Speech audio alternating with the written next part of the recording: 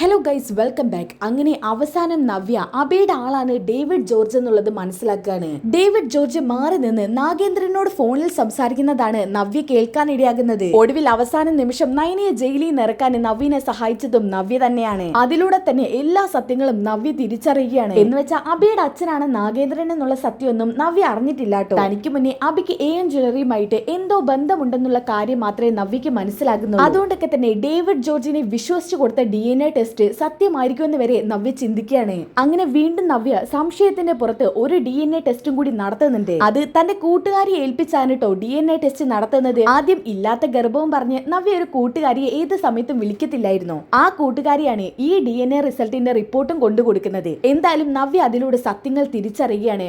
പക്ഷെ നല്ല ബോൾഡ് ആയിട്ടാണ് കേട്ടോ നവ്യ അതൊക്കെ കൈകാര്യം ചെയ്യുന്നത്. സത്യങ്ങൾ അറിഞ്ഞ നിമിഷം തന്നെയാണ് നയന ജയിലിലാകുന്നതും. ഈ വാർത്ത അറിഞ്ഞിട്ട് നവ്യക്ക് അത് സഹിക്കാൻ പറ്റുന്നില്ല കേട്ടോ. താൻ കാരണമാണല്ലോ ഇത്രയൊക്കെ സംഭവിക്കുന്നത്. ഇത്രയും കാലം ഞാൻ മൂർത്തീസ് ജ്വല്ലറിയെ കരിവാരി തേക്കുമല്ലായിരുന്നോ എന്നൊക്കെ പറഞ്ഞുകൊണ്ട് നവ്യയുടെ മനസ്സിൽ ഓരോ വിഷമങ്ങൾ ഇങ്ങനെ കടന്നു വരികയാണ്. എന്തായാലും നവ്യ ഇനി നമ്മളൊന്നും പ്രതീക്ഷിക്കുന്നത് പോലെ എടുത്തു ചാടി ഒന്നും ചെയ്യത്തില്ല കേട്ടോ. നല്ല രീതിയിൽ തന്നെ ആലോചിച്ചുകൊണ്ടാണ് ഓരോ അടി മുന്നോട്ട് വെക്കുന്നത്. അത് മാത്രമല്ല, നവ്യയെ പുറത്തിറക്കാൻ വേണ്ടിയുള്ള തെളിവ് നവ്യനെ സംഘടിപ്പിച്ചു കൊടുക്കുന്നത് മറ്റാരുമല്ല, നവ്യ തന്നെയാണ്. അപ്പോൾ നവ്യ സത്യം അറിയുന്ന ആ ഒരു കിടിലൻ എപ്പിസോഡിലോട്ട് കിടക്കാം. നവ്യ രാവിലെ തന്നെ കുളിച്ചൊരുങ്ങി സുന്ദരിയായിട്ട് കണ്ണാടിയുടെ മുന്നിൽ ഇങ്ങനെ നിൽക്കാനിട്ടോ. ആ സമയത്ത് അങ്ങോട്ടേക്ക് അബി വരുന്നുണ്ട്. അബി ഡ്രസ്സൊന്നും ചേഞ്ച് ചെയ്തിട്ടില്ല കേട്ടോ ഓഫീസിൽ പോവാൻ വേണ്ടിയിട്ട്. ഇത് കണ്ട പാടത്തിന് നവ്യക്ക് ദേഷ്യം വരാണ്. ഡാ അബി, നീ ഇതുവരെ ഡ്രസ്സ് ചേഞ്ച് ചെയ്തില്ലേ? ഡാ, നീ എന്തോ ഒന്നും പറയാത്തത്? ദേ, മൂർത്തീസ് ജ്വല്ലറിയിലെ പോലെ നീ അവിടുത്തെ വലിയ ആളൊന്നും അല്ല, വെറും ഒരു സ്റ്റാഫാണ്. പിന്നെ ഞാൻ അവിടുത്തെ മോഡൽ ആയതുകൊണ്ട് മാത്രമാണ് നിനക്ക് അവിടെ നല്ലൊരു ജോലി കിട്ടിയത്. നിനക്ക് സ്വപ്നത്തിൽ പോലും ചിന്തിക്കാൻ പറ്റാത്ത അത്രയും നല്ലൊരു ജോലിയാ ഞാൻ നിനക്ക് വാങ്ങിച്ചു തന്നത്. എന്നിട്ടും നിനക്ക് പോവാൻ പറ്റില്ല അബി. നവ്യ, എനിക്ക് പോവാൻ ചില തടസ്സങ്ങളൊക്കെ ഉണ്ട്. എന്ത് തടസ്സം? ദേ, ഉണ്ടായിരുന്ന തടസ്സം ഞാൻ അറിഞ്ഞില്ലേ. അവര് കെട്ടിച്ചമച്ച കഥയൊന്നും ഞാൻ വിശ്വസിച്ചിട്ടില്ലല്ലോ. പിന്നെ ഇനി അബിക്ക് എന്താ കുഴപ്പം? നവ്യ, എന്നാലും ഞാൻ ഡ്രസ്സ് മാറി താഴോട്ട് ചെല്ലുമ്പോൾ അവിടെ ചിലപ്പം അമ്മായി ഉണ്ടാവും, മുത്തശ്ശിയും അങ്ങനെ എല്ലാവരും ഉണ്ടാവും. കൂട്ടുകുടുംബമായി നിൽക്കുമ്പോഴേ എല്ലാവരും ഉണ്ടാവും. അവരുടെ മുന്നിലൂടെ നീ തല ഉയർത്തി വേണം മാനേജർ പൊസിഷനിൽ പോയി ഇരിക്കാൻ. നവ്യ, ഞാൻ ഡ്രസ്സ് മാറി താഴോട്ട് വരാം. പക്ഷേ നീ എനിക്ക് കട്ടയ്ക്ക് സപ്പോർട്ട് തരണം. അത് പിന്നെ ഞാൻ തരാതിരിക്കുമോ? അബി, എനിക്കറിയാൻ പാടില്ലാണ്ട് ചോദിക്കുക. നീ ആരെ എങ്ങനെ പേടിക്കുന്നത്? ദേ, നീ നോക്കിയേ, നമ്മുടെ മോനെ ഒന്ന് നോക്ക്. മോനെ കുറിച്ചെങ്കിലും ആലോചിച്ചിട്ട് നീ ജോലിക്ക് പോ അബി. അതോ ഇനി നിനക്ക് ജോലിക്കൊന്നും പോകാൻ പറ്റില്ലേ? ഇവിടുന്ന് കിട്ടുന്ന തുച്ഛമായ നക്കാപ്പിച്ചുകൊണ്ട് ജീവിച്ച് തട്ടിയമുട്ടിയൊക്കെ പോവാന്ന് കരുതിയോ? അയ്യോ നവ്യ, ഞാൻ അങ്ങനെ ഇങ്ങനെ കരുതാനാ? ദേ, നമുക്കൊരു കുഞ്ഞല്ലേ വളർന്നു വരുന്നത്. അവൻ്റെയും കൂടി കാര്യം നമുക്ക് നോക്കണ്ടേ? അതുകൊണ്ട് അബി ഞാൻ പറയുന്നത്, നീ ഒന്ന് നല്ല രീതിയിൽ ജോലിക്ക് പോ. ആരെന്ത് വേണമെങ്കിലും പറയട്ടെ. എല്ലാവരും നമ്മുടെ നാശം മാത്രമേ ആഗ്രഹിക്കുന്നുള്ളൂ. എന്തിനു പറയണം, എൻ്റെ അച്ഛനും അമ്മയും അടക്കം.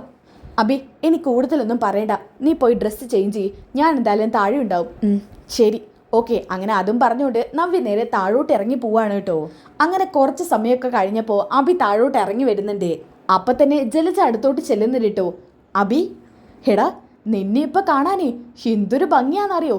അപ്പോൾ അവന്തിക പറയുന്നുണ്ട്, അതെ അതെ, ഏട്ടനെ കാണാനേ ഇപ്പോൾ നല്ല MDയുടെ ലുക്കുണ്ട്. ആ ലുക്ക് മാത്രമേ ഉള്ളൂ.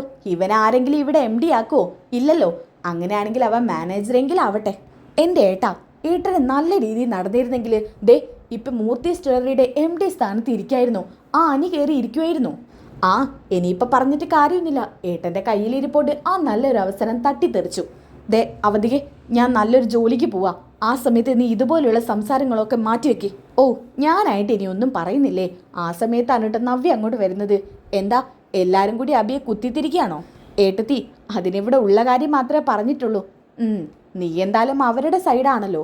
അപ്പം പിന്നെ ഉള്ള കാര്യം മാത്രമേ പറയുള്ളൂ എന്നറിയാം. ഏട്ടത്തി വല്ലാണ്ടങ്ങനെ ഏട്ടനെ സപ്പോർട്ട് ചെയ്യുന്നുണ്ട്. കുറച്ച് കഴിയുമ്പോഴേ ഈ വീട്ടിലുള്ളവരും ഏട്ടത്തിയെ കൈവിടും. അതിനെന്താ കുഴപ്പം? ഞാൻ എൻ്റെ ഭർത്താവിനെയാണ് സപ്പോർട്ട് ചെയ്യുന്നത്, അല്ലാതെ പുറമേന്ന് ആരെയല്ല. ഞാൻ ഒരുപാട് കഷ്ടപ്പെട്ടിട്ടാ ഈ ഒരു ജോലി അബിക്ക് നേടിക്കൊടുക്കുന്നത്. അതും മാനേജർ പൊസിഷൻ. അതെൻ്റെ കൂടി എഫേർട്ടിൻ്റെ ബലമാണ്. അതുകൊണ്ടേ അബി ഇന്ന് അവിടെ എത്തണമെന്ന് എനിക്ക് നിർബന്ധമുണ്ട്. അബി, നമുക്കിറങ്ങിയാലോ? അത് പിന്നെ നവ്യ, എന്താ അബി? അല്ല, ഇവിടെ മുത്തശ്ശനോടും മുത്തശ്ശിയോടും പറയണ്ടേ? അതെന്തിനാ പറയുന്നത്? അവർക്കാർക്കും നീ ജോലിക്ക് പോണതിനോട് താല്പര്യമില്ല. പിന്നെ അവരോട് പറയേണ്ട ആവശ്യമൊന്നുമില്ല. നീ വരാൻ നോക്കിയേ. ഇത് കേട്ടോണ്ടാണ് ദേവ്യാനി വരുന്നത്. അങ്ങനെ അങ്ങ് പറയാതെ പോകുന്നതേ അത്ര നല്ല കാര്യമൊന്നും അല്ല. എടാ, നീ ഇതെങ്ങോട്ട് പോവാ? അത് പിന്നെ അമ്മയോട് മുന്നേ സൂചിപ്പിച്ചില്ലേ? ഏൻ ജ്വല്ലറിയിൽ മാനേജറിൻ്റെ ജോലി കിട്ടിയെന്ന്. ഓ, നീ ഇപ്പം വലിയ കൊമ്പത്തെ മാനേജറല്ലേ? അല്ല, നീ എന്നിട്ട് ആ മാനേജർ പൊസിഷനിൽ ഇരിക്കാൻ പോവാണോ? അത് പിന്നെ നവ്യയോ? അപ്പം അബിക്ക് അവിടെ ഇരിക്കണ്ടേ? അത് പിന്നെ നവ്യ എനിക്കിരിക്കണം. പക്ഷേ എന്ത് പക്ഷേ? ആരെയാണ് അബി ഇങ്ങനെ പേടിക്കുന്നത്? ദേ അബി, ഞാനൊരു കാര്യം പറയാം. നീ ഇവരിങ്ങനെ പേടിച്ച് ഇതുപോലെ മുന്നോട്ട് പോകാനാണെന്നുണ്ടെങ്കിൽ നിനക്ക് ജീവിതത്തിൽ ഒരിക്കലും കരകയറാൻ പറ്റില്ല. ചെല്ലടാ, ചെല്ല്. നിന്റെ ഭാര്യ കൂടുതൽ കിടന്ന് തിളയ്ക്കണ്ട. ഇനി ഞാനായിട്ട് നിന്നോട് പോവാതിരിക്കാൻ പറയുന്നില്ല. പൊയ്ക്കോ. എനിക്ക് നീയുമായിട്ട് തല്ലുകൂടാനുള്ള ആവതുമില്ല. നീ പോയിട്ട് ഏൻ ജ്വല്ലറിയെ തലപ്പത്തെത്തിച്ച് കൊടുക്ക്. ആ സമയത്ത് ജലജ ഇങ്ങനെ ചെവി പറഞ്ഞു കൊടുക്കുന്നുണ്ട്. എടാ അബി, നീ ഇവളുടെ പുരാണം കേട്ട് നിൽക്കാതെ പോവാൻ നോക്ക്. ശരി അമ്മ. എന്നാൽ പിന്നെ നവ്യ നമുക്ക് ഇറങ്ങാം. ശരി വാ. ആ സമയത്ത് ദേവ്യാനി ഒന്നുകൂടി പറയുന്നുണ്ട്, ഒന്ന് നിന്നേ. ആ സമയത്ത് അവർ രണ്ടുപേരും നിൽക്കുന്നുണ്ട് കേട്ടോ. അപ്പം ദേവ്യാനി പറയുന്നുണ്ട്, നീ അറിഞ്ഞാണെന്ന് എനിക്കറിയാം, എന്നാലും പറയുക, ചിലപ്പോൾ നിന്റെ അനിയത്തി ഉണ്ടല്ലോ ഇന്ന് ജയിലിലായേക്കും. അതൊക്കെ ഞാൻ അറിഞ്ഞു. ഏൻ ജ്വല്ലറിക്കാർ കള്ളക്കടത്ത് നടത്തിയെന്നും പറഞ്ഞ് ഒരുത്തി പോലീസ് സ്റ്റേഷനിലൊക്കെ ആരൊക്കെയോ പിടിച്ചു കൊണ്ടുപോയിരുന്നല്ലോ. അതുപോലെ തന്നെ മൂർത്തീസ് ജ്വല്ലറിയും ഇവിടെ എത്താൻ കാരണം ഇങ്ങനെ കള്ളക്കടത്തിലൂടെയൊക്കെ തന്നെ ആയിരിക്കും. നവ്യേ, നിനക്കങ്ങനെ തോന്നുന്നുണ്ടോ? തോന്നായികയൊന്നുമില്ല. നിങ്ങളുടെ മകനുണ്ടല്ലോ ആദർശ് എന്ന് പറയുന്നവന്, അയാൾ സ്വർണം കാറി വെച്ച് കാണും. എന്നിട്ട് തന്ത്രപൂർവമായിട്ട് ഒരിടത്ത് ഇറങ്ങിക്കാണും. അങ്ങനെയാണെന്നുണ്ടെങ്കിൽ നയനെ പോയി കെടുക്കുമല്ലേ പോലീസ് സ്റ്റേഷനിൽ. അയാളുടെ ബുദ്ധി എന്തായാലും സമ്മതിക്കണം. നിങ്ങൾക്കാർക്കും നയന അകത്ത് കിടന്നതിൽ വിഷമുണ്ടാവില്ലെന്ന് എനിക്കറിയാം. അതുപോലെ തന്നെയാണ് എനിക്കും. അവൾ കള്ളക്കേസിൽ കുടുങ്ങിയിട്ടുണ്ടെന്നുണ്ടെങ്കിൽ അത് അവർ ചെയ്ത തെറ്റിൻ്റെ ബലം തന്നെയായിരിക്കും. ആ നയനയ്ക്ക് ഇതൊന്നും മനസ്സിലാവുന്നില്ലല്ലോ എന്ന് ആലോചിച്ചിട്ടാ എനിക്ക് വിഷമം. ഇനിയിപ്പോൾ അതൊന്നും ആലോചിച്ചിട്ട് കാര്യമില്ല. അബി, നീ ഇറങ്ങാൻ നോക്ക്. അങ്ങനെ അവർ രണ്ടു കൂടി അവിടെ നിന്ന് ഇറങ്ങുന്നുണ്ട് കേട്ടോ. ആ സമയത്ത് ദേവ്യാനി മനസ്സിൽ കരുതുന്നുണ്ട്, സ്വന്തം അനിയത്തി ജയിലിൽ കിടന്നിട്ടും അവളുടെ മനസ്സലിയുന്നില്ല. അങ്ങനെയുള്ള അവളോട് ഞാനിനി എന്ത് പറയാനാ? ഇതും പറഞ്ഞ് ദേഷ്യം പിടിച്ചുകൊണ്ട് ദേവ്യാനി അവിടെ നിന്ന് പോകുന്നുണ്ട് കേട്ടോ. ആ സമയത്ത് ജലജ പറയുന്നുണ്ട് അവന്തികയോട്, ഒരുത്തിക്ക് ഇഷ്ടപ്പെട്ടില്ല എൻ്റെ മോന് മാനേജർ പൊസിഷനിൽ ഇരിക്കാൻ പോയത്. അവളെ എൻ്റെ മോനെ പ്രാഗിയിട്ടായിരിക്കും പറഞ്ഞു വെച്ചിട്ടുണ്ടാവുക. അമ്മയ്ക്കിത് എന്തിൻ്റെ കേടാ അമ്മേ? അമ്മായി ഒരിക്കലും അബിയേട്ടന് നല്ലത് വരാതിരിക്കാനൊന്നും പ്രാർത്ഥിക്കില്ല. നീ പിന്നെ അവരുടെ സൈഡാണല്ലോ. എനിക്കിപ്പോൾ സംശയമുണ്ട്, നിനക്കേ നിന്റെ തന്തയുടെ അതേ പകർപ്പാണോന്ന്. അല്ല, അങ്ങനെയും പറയാനൊന്നും പറ്റത്തില്ല. അങ്ങേരൊരു ദുഷ്ടനായിരുന്നു, ഒരു മുഴു ദുഷ്ടൻ. ഏത് സമയത്തും വെള്ളത്തിലായിരുന്നു. അങ്ങേർക്ക് ഒരേ ഒരു ചിന്തയുള്ളൂ, കമ്പനി ഏതൊക്കെ എങ്ങനെയൊക്കെ നശിപ്പിക്കാന്നുള്ളത്. അതുകൊണ്ട് എന്താ ഗുണം? എൻ്റെ ജീവിതം കൂടി നശിച്ച് ഇതുപോലെ ഇവിടെ ഇങ്ങനെ കെട്ടിപ്പിണഞ്ഞ് കിടക്കാനായി. ഇത് പറഞ്ഞ് ജലജ ദേഷ്യം പിടിച്ച് പോകുമ്പോൾ അധികം മനസ്സിൽ കരുതുന്നുണ്ട്, അച്ഛനെയാണ് അമ്മ ഇങ്ങനെയൊക്കെ പറഞ്ഞിട്ട് പോകുന്നത്. ആ അച്ഛനാണ് ഏൻ ജ്വല്ലറിയുടെ പിന്നിലെന്ന് അമ്മ അറിഞ്ഞാലോ? പിന്നെ പെട്ടിയും കിടക്കെടുത്ത് അച്ഛൻ്റെ പിന്നാലെ ആയിരിക്കും. എന്തൊക്കെ കാണണോ ആവോ. ഓക്കെ, അതൊക്കെ കഴിഞ്ഞിട്ട് കാണിക്കുന്നത് അബിയും നവ്യയും കൂടി കാറിൽ സഞ്ചരിച്ചുകൊണ്ടിരിക്കുകയാണ് കേട്ടോ. പെട്ടെന്ന് തന്നെ നവ്യയുടെ ഫോണിലേക്ക് ഒരു കോൾ വരുന്നുണ്ട്. ആ സമയം തന്നെ നവ്യ ബാഗിൽ നിന്ന് ഫോൺ എടുക്കുന്നുണ്ട് കേട്ടോ. ആ ഫോൺ കോളിൽ ഒരു പെണ്ണിൻ്റെ പേര് എഴുതി കാണിക്കുന്നുണ്ട്. ശ്വേത എന്നുള്ള പേരാണ് കേട്ടോ എഴുതി കാണിക്കുന്നത്. ആ പേര് കണ്ടപ്പോൾ തന്നെ നവ്യ ഒന്ന് നീട്ടുന്നുണ്ട്. എന്നിട്ട് അബി ഒന്ന് നോക്കുകയാണ് കേട്ടോ. ആ സമയത്ത് അബിയും നവ്യയെ നോക്കുന്നുണ്ട്. എന്താ നവ്യ, ആരാ വിളിക്കുന്നത്? ഒന്നുമില്ല ഇത് എൻ്റെ ഫ്രണ്ടാ, ഒരു മിനിറ്റ്. ഇതും പറഞ്ഞുകൊണ്ട് നവ്യ ഫോൺ അറ്റൻഡ് ചെയ്യുന്നുണ്ട് കേട്ടോ. ഹലോ. ഹലോ നവ്യ. പറയ്, നീ ഇപ്പം എവിടെയുണ്ട്? ഞാൻ അർജൻറ്റായിട്ട് ഒരു സ്ഥലത്തോട്ട് പോയിക്കൊണ്ടിരിക്കുക. അയ്യോ, അർജൻറ്റായി പോയിക്കൊണ്ടിരിക്കുകയാണോ? അതെ. നീ എന്നെ ഏൽപ്പിച്ച DNA ടെസ്റ്റിൻ്റെ റിസൾട്ട് വന്നിട്ടുണ്ട്. അതുമായിട്ട് ഞാൻ നിന്നെ കാണാനൊന്ന് വരാനിരിക്കുമായിരുന്നു. നിനക്ക് എവിടേക്ക് വരാൻ പറ്റും? അതെ, അത് വന്നിട്ടുണ്ടോ? അതെ, നിന്നെ എവിടെയാണ് കാണാൻ പറ്റുക? എന്നാൽ പിന്നെ ഒരു കാര്യം ചെയ്യാം, ഞാൻ ഇപ്പം തന്നെ അങ്ങോട്ട് വരാം. ശരി, നീ എനിക്ക് ലൊക്കേഷൻ ഒന്ന് ഷെയർ ചെയ്യ്. ശരി നവ്യേ. ഇതും പറഞ്ഞുകൊണ്ട് ഫോൺ കട്ട് ചെയ്യുന്നുണ്ട് കേട്ടോ.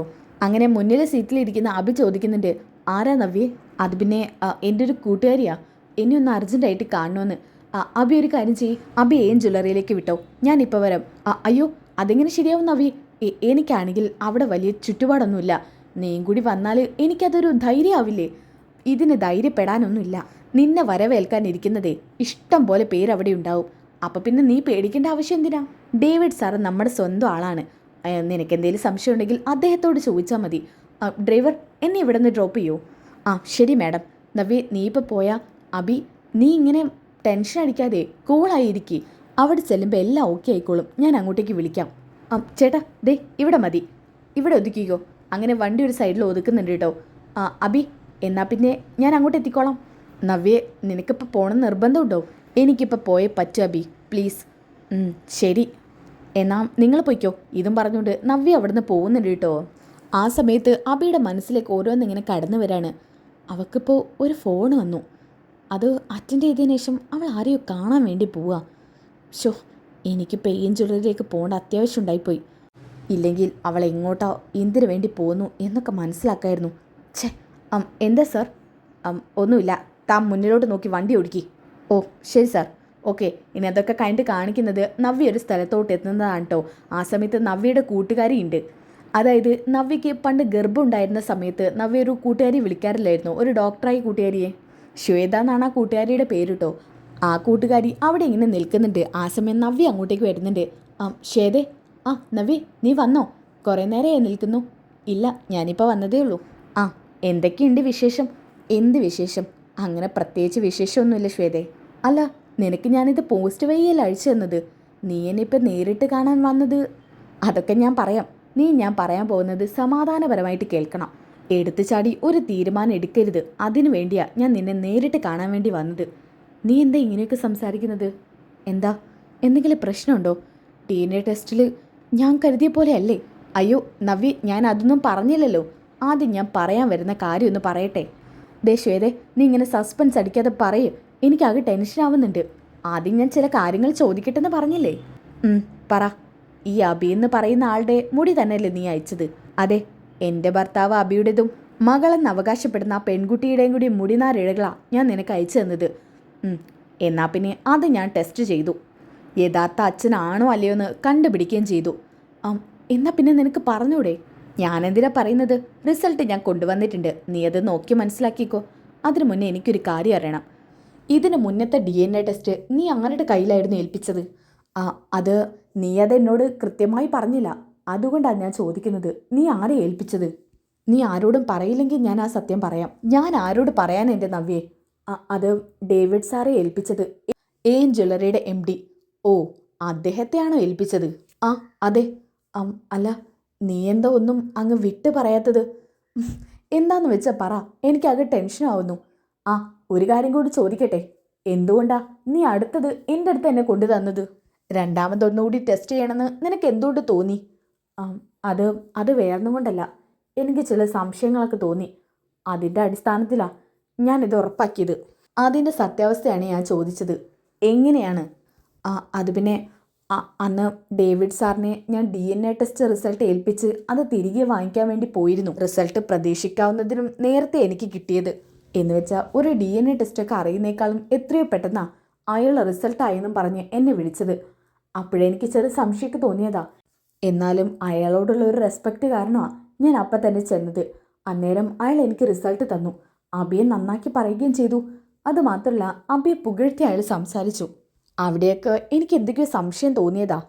പിന്നെ അതൊക്കെ കഴിഞ്ഞിട്ട് ഞാൻ ഇറങ്ങാൻ നിൽക്കുന്ന സമയത്ത് അയാൾക്കൊരു കോൾ വന്നു. അത് ഞാൻ ചെറുതായിട്ട് കേൾക്കുകയും ചെയ്തു. അപ്പം പിന്നെ അബിയുമായിട്ട് ഇയാൾക്ക് എന്തൊക്കെയോ ബന്ധമുണ്ടെന്ന് ഞാൻ കൺഫേം ആക്കി.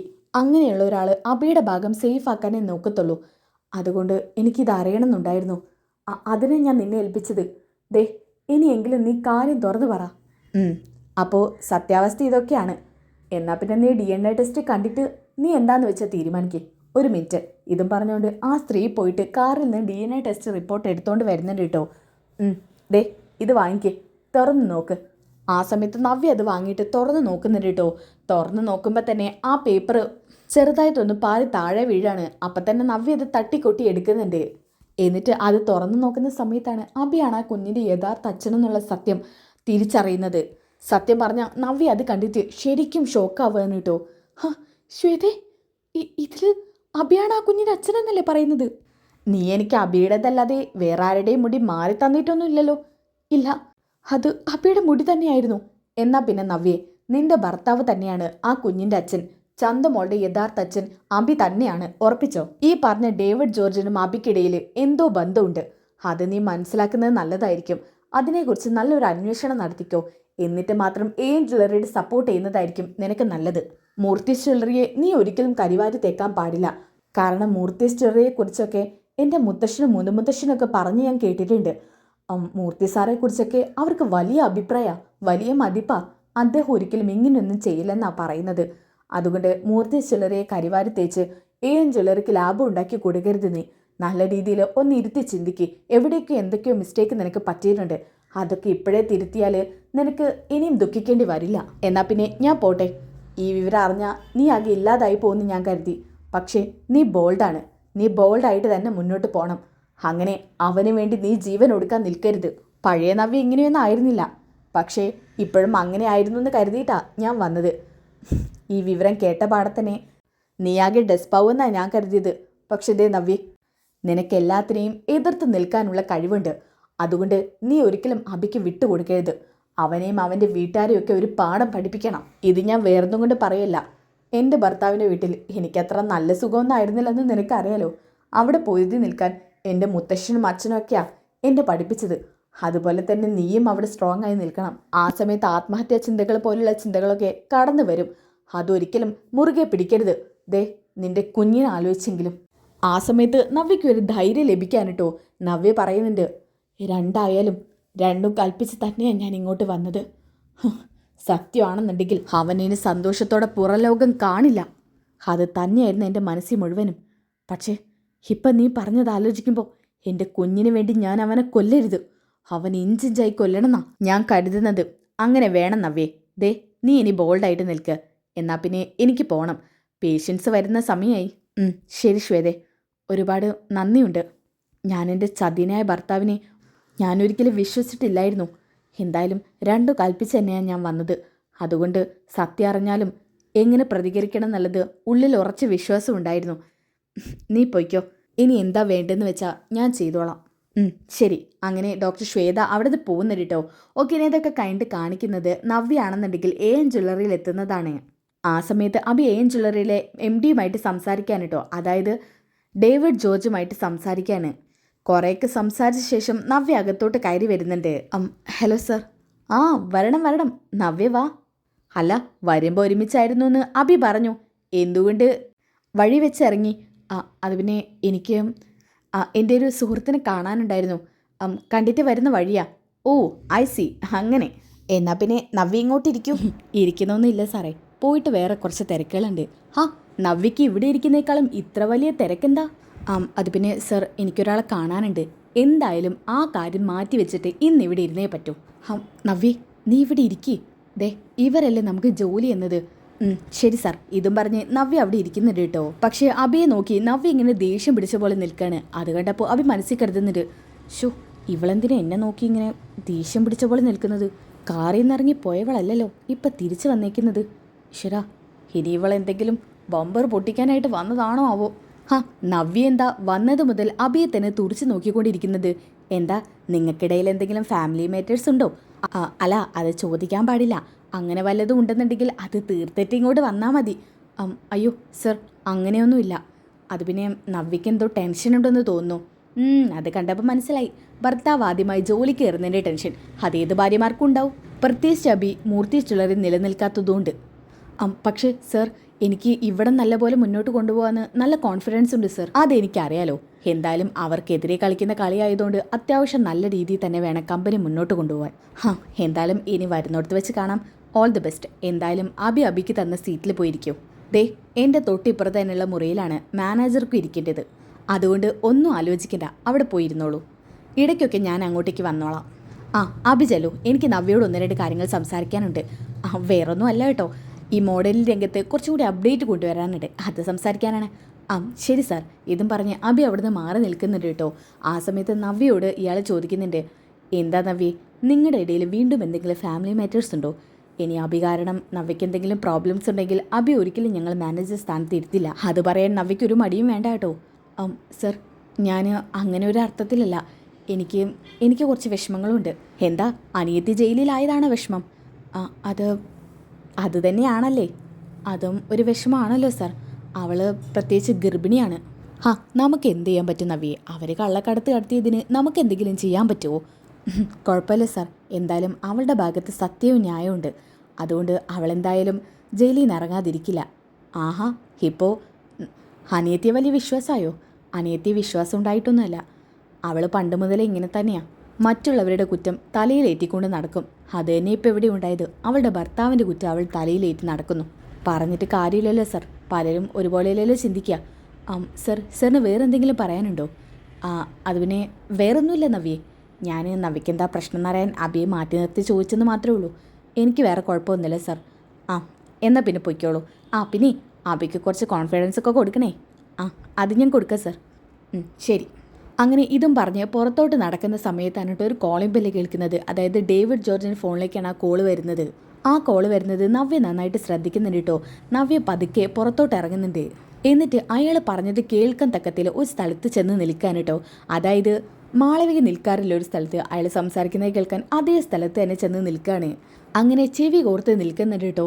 ആ സമയത്താണ് ഡേവിഡ് ജോർജ് പെട്ടെന്ന് ഫോൺ അടിക്കുന്നത്.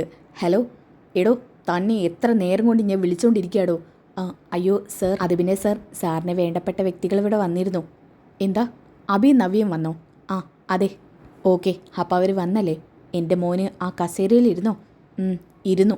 അവന് വേണ്ട എല്ലാ സെറ്റപ്പുകളും ചെയ്തു കൊടുത്തിട്ടില്ലേ? എല്ലാ സെറ്റപ്പുകളും വേണ്ട രീതിയിൽ ചെയ്തു കൊടുത്തിട്ടുണ്ട് സാർ. ശരി, ഇതറിയാൻ വേണ്ടിയാ ഞാൻ തന്നെ വിളിച്ചത്. അവൾ പോയോ ആ നവ്യ? അവൾ പുറത്തോട്ട് ഇറങ്ങിയിട്ടുണ്ട്. എങ്ങോട്ടാ പോയതെന്നൊന്നും അറിയില്ല സാർ. ശരി. പിന്നെ ആ പെണ്ണിന് ഇന്നെന്തോ കാര്യമായ വിഷമമുണ്ട് സാർ. അതെന്താ? അവൾക്ക് ഇത്രമാത്രം വിഷമം? അവൾക്ക് വിഷമം വരാൻ പാടില്ല, അത് നമുക്ക് ദോഷം ചെയ്യും. അതറിയാവുന്നോട് ഞാനൊന്ന് ചോദിച്ചു നോക്കി സാർ.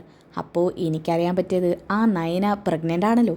അവളിപ്പോൾ പോലീസ് സ്റ്റേഷനിലായത് ഇവളെ വല്ലാതെ മാനസികമായി തളർത്തിയിട്ടുണ്ട്. ഓഹോ, അതാണോ പ്രശ്നം? അതാണെങ്കിൽ കുഴപ്പമില്ല. വേറെ എന്തെങ്കിലും ആണെങ്കിലാ ആ വിഷപ്പാമ്പിനെ സൂക്ഷിക്കേണ്ടത്. അവൾ ജയിലിലായതാണ് സാറേ പ്രശ്നം. നമ്മളാണ് ജയിലിലാക്കിയതെന്ന് അവക്കൊന്നും അറിയില്ലല്ലോ. എന്നാൽ ഇതൊക്കെ നല്ല വ്യക്തമായിട്ട് നവ്യ കേൾക്കുന്നുണ്ട് കേട്ടോ. നവ്യ ആകെ ഞെട്ടിത്തരിച്ച് നിൽക്കുകയാണ് ഇവരാണ് ഇതിൻ്റെ പിന്നിലെന്ന് അറിഞ്ഞിട്ട്. എടോ, താൻ വല്ല ഗുണ്ടുകളെ കൊണ്ടാണോ അവൻ്റെ കാറിൽ സ്വർണം വെച്ചത്? അല്ല, നമ്മുടെ ഇവിടുത്തെ ഒരു സ്റ്റാഫിനെ കൊണ്ട് തന്നെയാ. മിഥുനില്ലേ, അവനെ കൊണ്ട്. ഓ മിഥുൻ, അവൻ ബ്രില്യൻ്റായ സ്റ്റാഫാ. അവൻ നന്നായിട്ട് ചെയ്തോളൂ. അവൻ കൃത്യമായി ചെയ്തു. പക്ഷേ ആ ആദർശ ഇടയ്ക്ക് വെച്ചിട്ട് ഇറങ്ങിപ്പോയില്ലേ സാറേ. നമ്മൾ ഉദ്ദേശിച്ചൊന്നും നടന്നില്ലല്ലോ. അത് പോട്ടടാ, അതിനേക്കാളും വലിയ നിധി എന്ന് കിട്ടില്ലേ. അവളെ മിക്കവാറും ഇന്ന് ജയിലിലോട്ട് പോകും. ആ നവീൻദാസ് തോറ്റ് തുന്നം പറയുകയും ചെയ്യും. അവനൊരു വക്കീൽ വന്നേക്കുന്നു. എൻ്റെ മോളെ വേണ്ടാത്ത വക്കീലല്ലേ. അവനെ ഞാൻ തുന്നം പാടിക്കും. കേസിലെ വക്കീലായി മാറും അവന്. അപ്പോൾ നയനെ ചതിയിൽ വീഴ്ത്തിയതായിരുന്നു അല്ലേ?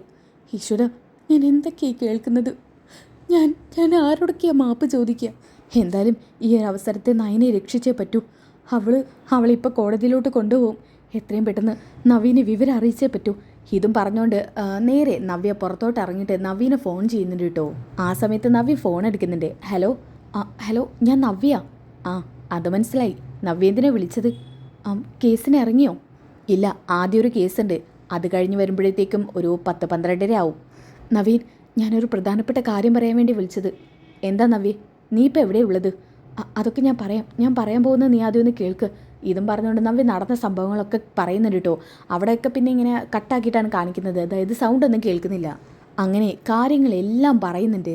നവ്യേ, നിനക്ക് എപ്പോഴെങ്കിലും എന്നോടിത് തുറന്ന് പറയാൻ തോന്നിയല്ലോ. നീ നിൻ്റെ അനീതിയെ മനസ്സിലാക്കിയല്ലോ. ഇപ്പോഴെങ്കിലും ഇത് തുറന്ന് പറഞ്ഞതുകൊണ്ട് ഈ കേസിനൊരു ഫലം കിട്ടി. ഇനി ആ മിഥുനെ ഒന്ന് കണ്ടെത്തണം. ഞാൻ ആദർശമായിട്ട് നീ വിവരം അറിയിക്കട്ടെ. എത്രയും പെട്ടെന്ന് ആ മിഥുനെ പിടികൂടിയേ പറ്റൂ. എന്താ വേണ്ടെന്ന് വെച്ച് ചെയ്യും നവീനെ. ആ മിഥുനെ വേണമെങ്കിൽ ഞാൻ കാണിച്ചു തരാം. അതിൻ്റെ ആവശ്യമൊന്നുമില്ല. മിഥുൻ ആദർശേട്ടനെ കണ്ടുപിടിച്ചോളും. ഞാനതൊക്കെ ആദർശേട്ടനെ ഏൽപ്പിച്ചോളാം. ശരി. അങ്ങനെ നവ്യ ഫോൺ കട്ട് ചെയ്യുന്നുണ്ട് കേട്ടോ. ഓക്കെ, ഇനി അതൊക്കെ കഴിഞ്ഞിട്ട് കാണിക്കുന്നത് ആദർശിനെയാണ്. ആദർശ് അങ്ങനെ ജ്വല്ലറിയിലോട്ട് പൊയ്ക്കൊണ്ടിരിക്കുന്ന മിഥുനെ പൊക്കുന്നുണ്ട് കേട്ടോ. അങ്ങനെയാണ് കേസുകളൊക്കെ ഒരു വഴിയിലേക്ക് തിരിയുന്നത്. നയനയാണെന്നുണ്ടെങ്കിൽ കേസിൽ നിന്ന് ഊരിപ്പോരുന്നതും. ഓക്കെ, എന്തായാലും ഈ ഒരു കിടിലൻ എപ്പിസോഡ് നവ്യ എങ്ങനെയാണ് നയനെ രക്ഷിച്ചതെന്നുള്ള ആ ഒരു കിടിലൻ എപ്പിസോഡാണിത്. അപ്പോൾ ഈ ഒരു എപ്പിസോഡ് ഇഷ്ടപ്പെട്ടിട്ടുണ്ടെങ്കിൽ ലൈക്ക് ചെയ്യുക, സബ്സ്ക്രൈബ് ചെയ്യുക, കമൻറ്റ് ചെയ്യുക. അടുത്ത എപ്പിസോഡ് വേണമെന്നുണ്ടെങ്കിൽ നെക്സ്റ്റ് എപ്പിസോഡ് ഒന്നും കൂടി കമൻറ്റ് ചെയ്യുക. അപ്പോൾ അടുത്ത വീഡിയോയിൽ കാണുന്നവരേക്കും എല്ലാവർക്കും ബൈ ഗൈസ്.